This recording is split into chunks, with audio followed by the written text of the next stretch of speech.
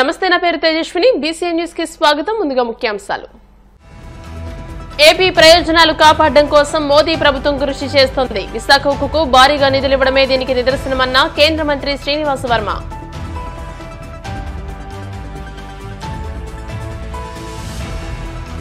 రాయచోటిలో స్వచ్ఛ ఆంధ్ర స్వచ్ఛ దివస్ కార్యక్రమంలో పాల్గొన్న మంత్రి రామ్ ప్రసాద్ పరిసరాలను పరిశుభ్రంగా ఉంచి స్వచ్ఛ రాయచోటి సాధనకు కృషి చేయాలని పిలుపు.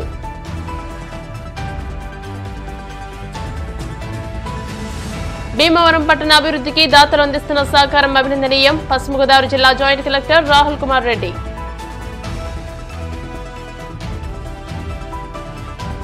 తిరుమల శ్రీవారిని దర్శించుకున్న అనకాపల్లి ఎంపీ సీఎం రమేష్. ఆలయ మర్యాదలతో స్వాగతం పలికిన అధికారులు.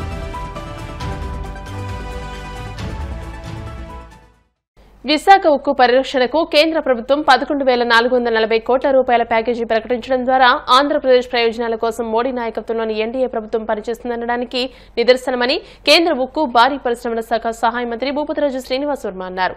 న్యూఢిల్లీ నుండి ఆయన వీడియో సందేశాన్ని పంపించారు. తాను ప్రమాణ స్వీకారం చేసిన తర్వాత కేంద్ర పరిశ్రమల శాఖల సహాయ మంత్రిగా బాధ్యతలు తీసుకున్న 20 రోజుల్లోనే సంబంధిత శాఖ మంత్రి కుమారస్వామితో కలిసి విశాఖ స్టీల్ ప్లాంట్ ను సందర్శించారని చెప్పారు. ఆంధ్రప్రదేశ్ ప్రజల సెంటిమెంట్ అయిన విశాఖ ఉక్కును కాపాడడం కోసం రాష్ట్ర ముఖ్యమంత్రి చంద్రబాబు నాయుడు, కేంద్ర మంత్రి కుమారస్వామి తనను కలిసి ఆర్థిక మంత్రి నిర్మలా సీతారామన్ ను కలిసి అనేక సార్లు ఈ విషయంపై సంప్రదించామని అన్నారు. ఈ సందర్భంగా పెద్ద ఎత్తున ప్యాకేజీ ఇవ్వడానికి అంగీకరించిన ప్రధాని మోడీకి కృతజ్ఞతలు తెలియజేశారు. కేంద్రం ప్రకటించిన ప్యాకేజీ వల్ల రాష్ట్ర ప్రజల సంతోషానికి అవధుల్లేవన్నారు. రాష్ట్రంలో రాజధాని అమరావతి నిర్మాణం, పోలవరం ప్రాజెక్టుతో సహా అనేక పెద్ద ప్రాజెక్టులకు కేంద్రం భారీగా నిధులు ఇచ్చిందన్నారు. భారీ నష్టాల్లో ఉన్నటువంటి రాష్ట్రీయ ఇస్పాత్ నిగమ్ లిమిటెడ్ RINL అంటే ఏదైతే విశాఖ స్టీల్ ప్లాంట్ ఉన్నదో దాని పునరుద్ధరణ కోసం కేంద్రంలో నరేంద్ర మోడీ గారి ఆధ్వర్యంలో ఉన్నటువంటి ప్రభుత్వం పెద్ద ఎత్తున అంటే దాదాపు 11,440 కోట్ల రూపాయలు ఆర్థిక సహకారం అందించినటువంటి విధానం ఏదైతే ఉందో ఈ విధానం వల్ల ఏదైతే ఆంధ్ర రాష్ట్ర ప్రయోజనాల కోసం, ఆంధ్ర రాష్ట్ర ప్రజల యొక్క సెంటిమెంట్ని కాపాడడం కోసం, ఆంధ్రప్రదేశ్ రాష్ట్రం యొక్క అభివృద్ధి కోసం కేంద్రం ఏ స్థాయిలో కట్టుబడి ఉంది అనే దానికి ఇది ఒక చక్కటి నిదర్శనంగా మనంతా కూడా భావించాలి. ఎందుకంటే విశాఖ స్టీల్ ప్లాంట్ అనేటువంటిది ఆంధ్రప్రదేశ్ ప్రజల యొక్క సెంటిమెంట్కి సంబంధించినటువంటి అంశం. అనేక మంది ప్రాణాలు త్యాగాలు చేసి ఉద్యమాలు చేసి సాధించుకున్నటువంటి విశాఖ స్టీల్ ప్లాంట్ ఇవాళ ప్రభుత్వం సముచితమైనటువంటి నిర్ణయం తీసుకుంది. ఏ విధంగా అయితే ఆంధ్రుల సెంటిమెంట్ని కాపాడాలి అనేటువంటి ఆలోచనతో చేసినటువంటి నిర్ణయం ఇది. ఈ విధంగా మేము కేంద్రంలో నరేంద్ర మోడీ గారి నాయకత్వంలో ప్రభుత్వం ఏర్పాటయ్యాక జూన్ 9 నాడు మేము ప్రమాణ స్వీకారం చేశాక ఏదైతే ఉక్కు శాఖకు కేబినెట్ మంత్రిగా కుమారస్వామి గారు, సహాయ మంత్రిగా నేను బాధ్యతలు స్వీకరించాక కేవలం 15-20 రోజుల వ్యవధిలోనే మీ ఇద్దరం కూడా స్టీల్ ప్లాంట్ని సందర్శించడం జరిగింది.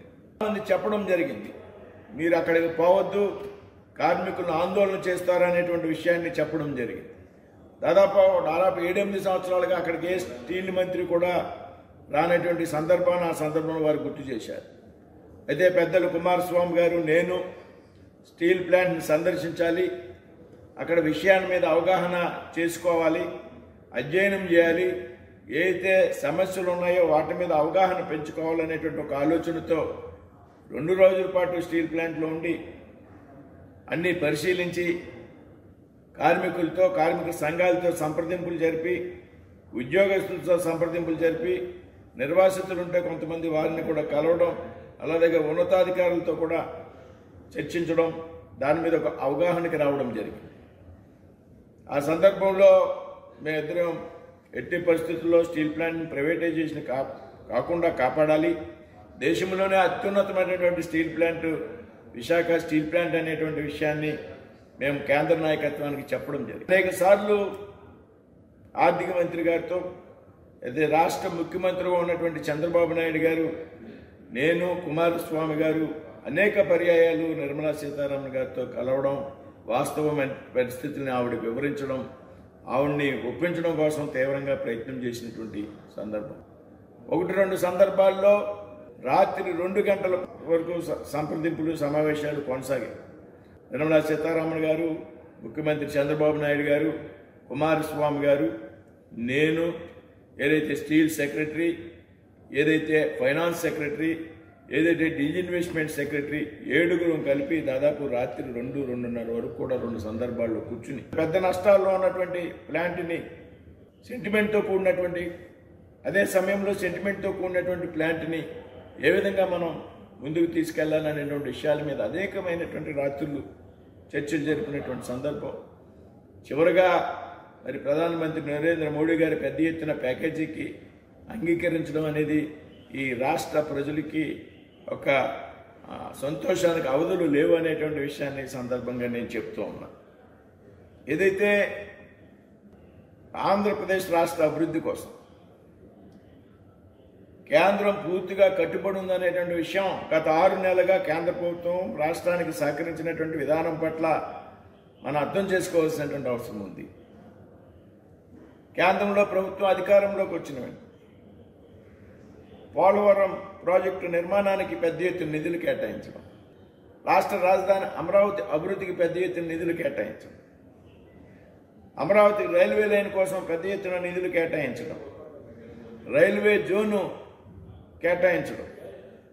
అదేవిధంగా ఇటీవల ఈ నెల 8వ తారీఖున ప్రధానమంత్రి గారు విశాఖపట్నం కేంద్రంగా దాదాపు 2 లక్షల కోట్ల రూపాయలు విలువైనటువంటి పనులకు కొన్నిటికి ప్రారంభోత్సవాలు చేయడం జరిగింది, కొన్ని పనులకు శంకుస్థాపన చేయడం జరిగింది. ఈ విధంగా ఈవేళ RINLకు పెద్ద ఎత్తున ప్యాకేజ్ ఇవ్వడం జరిగింది. అంతేకాకుండా BPCL రిఫైనరీ ఏదైతే ఉందో దాన్ని రామాయపట్నంలో నిర్మించడం ద్వారా దాదాపు 70,000 కోట్ల రూపాయలు వ్యయంతో కూడినటువంటి ప్రాజెక్టుకు కేంద్రం గ్రీన్ సిగ్నల్ ఇవ్వడం జరిగింది. ఈ విధంగా 6 నెలల కాలంలోనే ఇంత పెద్ద ఎత్తున రాష్ట్రానికి కేంద్రం ప్రాజెక్టులు మంజూరు చేసినటువంటి విషయం రాష్ట్రంలో ప్రజలంతా కూడా గ్రహించాలి. ఏదైతే NDA నరేంద్ర మోడీ గారు ఎన్నికల కోసం, ఓట్ల కోసం నిర్ణయాలు తీసుకోరు అనేటువంటి దానికి ఇది ఒక చక్కటి ఉదాహరణ. ఇదే ప్యాకేజీ ఇప్పుడు ఇవాళ ఏదైతే RINLకి ప్యాకేజీ ఇచ్చారో అదే ప్యాకేజీ ఎన్నికల ముందు ఇచ్చినట్లయితే ఆంధ్రప్రదేశ్లో ఇంకా పెద్ద ఎత్తున ఇంకా మద్దతు వచ్చి ఉండేది, ప్రజల నుంచి కానీ కార్మికుల నుంచి కానీ. అయితే ఎన్నికల కోసం, ఓట్ల కోసం హడావుడి నిర్ణయాలు తీసుకోకూడదు అనేటువంటి ఆలోచనతో ఎన్నికల తర్వాత లోతుగా పరిశీలించి RINL విషయంలో తాత్కాలికమైనటువంటి నిర్ణయాలు తీసుకోకూడదు, దీర్ఘకాలికంగా ఈ ఫ్యాక్టరీ ప్రయోజనాలు కాపాడాలి కాబట్టి, ప్లాంట్ యొక్క ప్రయోజనాలు కాపాడాలి కాబట్టి దీర్ఘకాలికంగా ఆలోచించి నిర్ణయాలు తీసుకోవాలనేటువంటి నిర్ణయంలో భాగంగా ఇవాళ ఎన్నికల అనంతరం 6 నెలల అనంతరం ఈ ప్యాకేజీ ప్రకటించడం జరిగింది. ఎన్నికల కోసం, ఓట్ల కోసం రాష్ట్ర ప్రజలను మభ్యపెట్టేటువంటి పరిస్థితి NDA పార్టీలు చేయలే. చాలామంది ప్రతిపక్ష పార్టీలు మాట్లాడారు, విమర్శలు చేశారు మోడీ గారి మీద, భారతీయ జనతా పార్టీ మీద విశాఖ స్టీల్ ప్లాంట్ విషయంలో. కానీ చివరికి మోడీ గారు కార్మికుల యొక్క ప్రయోజనాలను, రాష్ట్ర ప్రజల యొక్క సెంటిమెంట్ను కూడా జోడించి వేళ నిర్ణయం తీసుకోవడం జరిగింది. కాబట్టి ఈ విధమైనటువంటి NDA ప్రభుత్వానికి ప్రజల యొక్క సహకారం ఎప్పుడూ ఉండాలనేటువంటి ఆలోచనతో మీ ముందు ఉంచుతూ ఉన్నాం. ముఖ్యంగా ఈ విషయంలో ప్రధానమంత్రి గారు నరేంద్ర మోడీ గారు, ఆర్థిక మంత్రిగా ఉన్నటువంటి నిర్మలా సీతారామన్ గారు, ఆవిడ కూడా మన రాష్ట్రానికి సంబంధించినటువంటి వ్యక్తి కావడంతో 10 సార్లు ఆవిడ కూడా అధ్యయనం చేసి ఏ విధంగా సహకరించగలం అనేటువంటి విషయాల మీద ఆలోచన చేసి, మరి ఇకపోతే ముఖ్యమంత్రి చంద్రబాబు నాయుడు గారు ఢిల్లీ వచ్చినప్పుడల్లా అనేక సందర్భాల్లో ప్రధానమంత్రితో, నిర్మలా సీతారామన్ గారితో ఏది ఏమైనా విశాఖ స్టీల్ ప్లాంట్ ప్రైవేటైజేషన్ అవ్వడానికి వీల్లేదనేటువంటి ఆలోచన, కుమారస్వామి గారు, నేను కూడా పెద్ద ఎత్తున దీని మీద కృషి చేసినటువంటి కారణంగా ఒక మంచి ఫలితాన్ని ఈరోజు సాధించగలమైనటువంటి విషయాన్ని మీ ముందు ఉంచుతూ ఉన్నాను. అదేవిధంగా ఆగస్టు నాటికి 3వ బ్లాస్ట్ ఫర్నేస్ను కూడా ఉపయోగంలోకి తెచ్చి ఏదైతే 7.3 మిలియన్ టన్స్ యొక్క సామర్థ్యం ఉన్నదో విశాఖ స్టీల్ ప్లాంట్కి, మరి పూర్తి సామర్థ్యంలో ఉత్పత్తి వచ్చే విధంగా ప్రయత్నం చేయాలి. తద్వారా నష్టాల్లో ఉన్నటువంటి ప్లాంట్ని లాభాల్లోకి తీసుకోవడం ద్వారా రాబోయేటువంటి రోజుల్లో ప్లాంట్ని లాభాల బాటలో ఉండేలాగా ప్రయత్నం చేయాలనేటటువంటి కార్మికుల్ని కానీ యాజమాన్యాన్ని కానీ కోరుతున్నాం. కేంద్రం ఇచ్చినటువంటి ఈ సహాయం ఏదైతే ఉందో, గతంలో ఒకసారి సహాయం ప్రకటించడం జరిగింది, వాజ్పేయి గారి సమయంలో ఇప్పుడు మరొకసారి సహాయం ప్రకటించడం జరిగింది. దీన్ని సద్వినియోగం చేసుకోవాల్సినటువంటి బాధ్యత మనందరి మీద కూడా ఉన్నదనేటువంటి విషయాన్ని ఈ సందర్భంగా గుర్తు చేస్తున్నాం. అన్నమయ్య జిల్లా రాయచోటి పట్టణ ప్రభుత్వ ఏరియా ఆసుపత్రిలో నిర్వహించిన స్వచ్ఛాంధ్ర స్వచ్ఛ దివస్ కార్యక్రమంలో మంత్రి మండిపల్లి రాంప్రసాద్ రెడ్డి, జిల్లా కలెక్టర్ చామకూరి శ్రీధర్లు పాల్గొన్నారు. ఈ సందర్భంగా ఆసుపత్రి పరిసరాలను పలు శాఖల అధికారులు, ప్రజాప్రతినిధులు, కూటమి నాయకులతో కలిసి చీపుర్లు పట్టి శుభ్రం చేశారు. అనంతరం మంత్రి మాట్లాడుతూ ప్రధాని మోదీ, ముఖ్యమంత్రి చంద్రబాబు ఆధ్వర్యంలో స్వచ్ఛ ఆంధ్ర స్వచ్ఛ దివస్ కార్యక్రమాలను విస్తృతంగా చేపట్టామని తెలియజేశారు. ఈ సందర్భంగా వివిధ శాఖల అధికారులు, ప్రజాప్రతినిధులు, నాయకులతో స్వచ్ఛ ఆంధ్ర స్వచ్ఛ దివస్ ప్రతిజ్ఞలు చేయించారు. ఈరోజు చాలా సంతోషంగా ఉంది. గౌరవనీయ ప్రధానమంత్రి నరేంద్ర మోడీ గారు, అలాగే ప్రియతమ ముఖ్యమంత్రి చంద్రబాబు నాయుడు గారి నాయకత్వంలో యావత్ భారతదేశంలో, రాష్ట్రంలో ఈరోజు స్వచ్ఛాంధ్ర స్వర్ణాంధ్ర కార్యక్రమాన్ని చేపట్టడం జరుగుతూ ఉంది. ఈ కార్యక్రమంలో భాగంగా రాష్ట్రంలో ఉన్న అన్ని గవర్నమెంట్ కేంద్రాల్లో ఈ కార్యక్రమాన్ని చేపట్టడానికి ఈరోజు శ్రీకారం చుట్టడం జరిగింది. గౌరవ ముఖ్యమంత్రి గారు ఈరోజు కడప జిల్లాలో మైదుకూరులో ఈ కార్యక్రమాన్ని ప్రారంభిస్తున్నారు. దానిలో భాగంగానే గౌరవ కలెక్టర్ గారు, అలాగే మన మున్సిపల్ కమిషనర్ గారితో ఇక్కడ రాయచోటి గవర్నమెంట్ హాస్పిటల్లో ఈ కార్యక్రమాన్ని చేపట్టడం జరుగుతూ ఉంది. ఈరోజు భారతదేశం ప్రపంచంలోనే అన్నిట్లో ముందంజలో ఉంది. ముఖ్యంగా మనకు జనాభాకు అనుగుణంగా మన భారతదేశంలో ప్రతి ఒక్కరు ఏది కోరుకుంటారంటే స్వచ్ఛత కావాలనుకుంటున్నారు. ముఖ్యంగా నరేంద్ర మోడీ గారు ప్రధానమంత్రి అయితానంటే ఈ కార్యక్రమాన్ని ఉధృతంగా చేపట్టడం జరిగింది. దానిలో భాగంగానే ఈరోజు ఒక మిషన్ లాగా ఈ కార్యక్రమాన్ని కూడా మన రాష్ట్రంలో ప్రవేశపెట్టడం ఇక్కడ మనం చేపడుతున్నాం. ముఖ్యంగా మన అన్నమయ్య జిల్లానైతే మన రాయచోటి నియోజకవర్గంలో రాబోయే కాలంలో ప్రతి ఒక్కరూ ఈ కార్యక్రమాన్ని నాంది పలుకుతూ ముందుకొచ్చి అన్ని ప్రైవేట్ అలాగే ప్రభుత్వ కార్యాలయాలు అయితేనే, మన ఇండ్లు అయితేనే, మన వార్డులు అయితేనే పరిసరాలంతా క్లీన్గా పెట్టుకొని ఈ గవర్నమెంట్ ఏదైతే కార్యక్రమం చేపట్టిందో దాన్ని దిగ్విజయంగా పూర్తి చేయాల్సిందిగా కోరుకుంటూ సెలవు తీసుకుంటున్నా. జై హింద్. స్వచ్ఛత దినోత్సవాన్ని మనం జరుపుకోవడం జరిగింది. స్వచ్ఛాంధ్ర స్వచ్ఛతా దినోత్సవం అనేది ప్రతి నెల 3వ శనివారం జరుపుకోవాల్సిందిగా హానరబుల్ సీఎం గారు ఆదేశించడం జరిగింది.